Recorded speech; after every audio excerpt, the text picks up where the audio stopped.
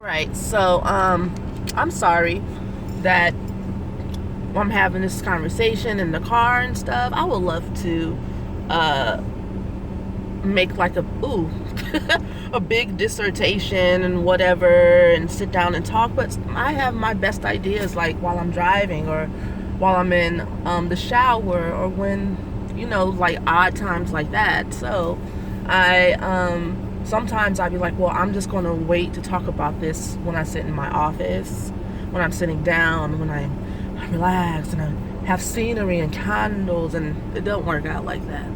So anyway, I'm driving in traffic. Just go along with me. I'm driving in traffic, and there's a red light flashing.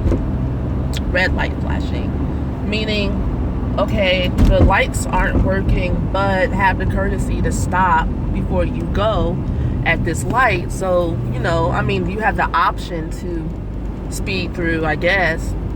So I decided to do a hard stop, like I'm stopping at a stop sign. And the thought I had in my head was that, that's exactly how karma works. Karma works like this. If I would have sped through, then the next person would have sped through, then the next person would have sped through, which honestly would eventually, most likely 9 times out of 10 in Atlanta, cause an accident. But since I stopped and the person behind me stopped, not everyone is going to follow, through suit in that way, but most people will. And I started thinking about the state of Femi-Naziism and the karma of the patriarchy. Now, I was doing an astrology reading with a client, a male client, which I welcome you guys. I don't get a chance to talk to you. It's mostly the women that feel the need to get assistance in their spiritual journey. But I love talking to the fellas. I love you guys so much. And we were having a really deep discussion because he was telling me about the men go their own way movement. And while he was talking to me, I was laughing a little bit inside of my mouth because I'm like, honestly, I feel like women are our response to rage of being oppressed, suppressed, and being bullied is to turn around and be like, I'm equal with men, instead of finding our true identity, which is to create culture in our society, which is to create, to express the mother goddess and the goddess in its various forms. I'm not saying mother goddess is all fluff and flowery, because flowers are not as they appear to be. If you look at the aspects and properties of flowers, they're very transformational, medicinal, and sometimes deadly. So I'm not saying that a woman's place is only to create a certain type of culture. Women are to be involved in creating culture, which is nourishing to the soul, no matter what aspect it's in. But our relationship to life isn't to be equal to men, which is the issue I have with the Femi-Nazi movement. And I know this is maybe a late ass video because it's not a heightened subject, but I tend to mull things over for a really long time before I speak on things to make sure that I'm clear on why I feel how I feel. Because while he was talking to me about how men feel, men are tired of putting up with women's shit, having to toe the line or having to submit to what a woman wants just for pussy. And we were talking about putting pussy on a pedestal, and how men are going their own way and deciding to not do that. Now, I would love to have like a panel discussion about this. This conversation doesn't work with just my thoughts alone.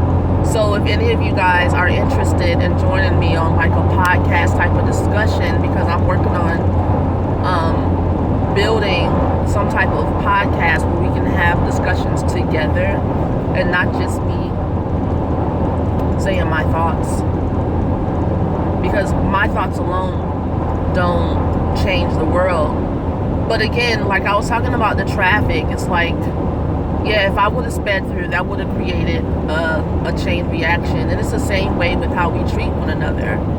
And for a long time, I don't know why, but sometimes human beings can take their free will too far and think that because they can, that they should, because they can get away with treating people a certain way, then it's permissible. And as long as other people co-sign it, like it's like the whole men's club thing, where men wanted to, men exerted the power over women. And then I haven't read this for myself personally, but I have listened to people talk about that women were the first people to oppress men. And I can believe it. What goes around comes around. And what I want to say to us women, that in order to stop the cycle, the key isn't to treat men how they treated us. It's not. At some point you have to grow up.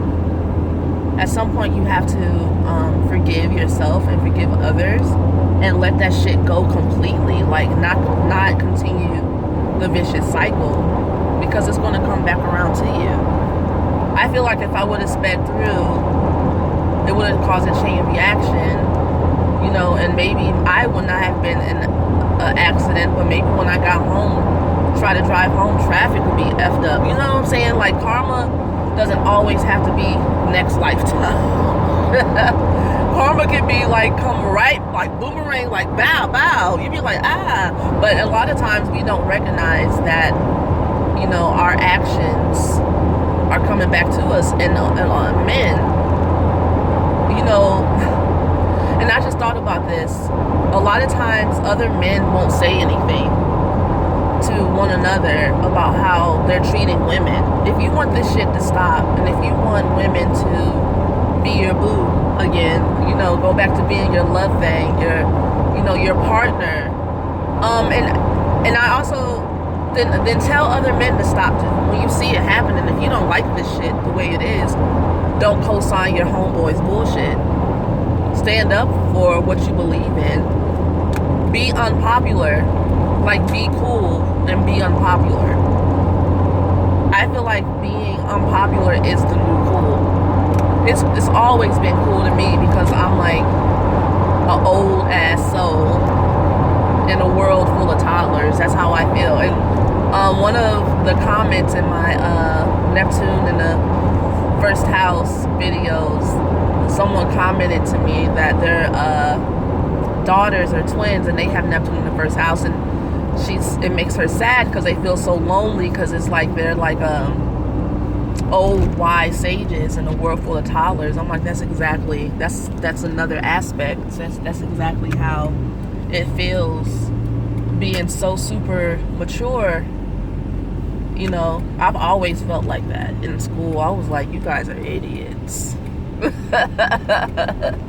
You guys are idiots. Now I'm not like that. I'm more like, let's work on this. I can see how we can. Trucks. Can't live with them, can't live without them. Big old trucks jump right in front of me. Let's see how we can work on this. Let me give my energy. That's what I have it for, not to sit back and call everybody an idiot. Yeah, I mean, we can talk about this in many variant aspects as far as, men standing up for what they believe in. If you want the world of men and women relational relationships to be better, then don't allow your homeboys to like cheat on their girlfriends and stuff. Like, because I'm so mature, I tend to boost the energy around me. Like, people will be better when they're around me. They won't want to show how immature they are, and a lot of times people won't tell me things. Like, my cousins or my friends, they won't tell me the tea because they know I'm going to stand up for what's right.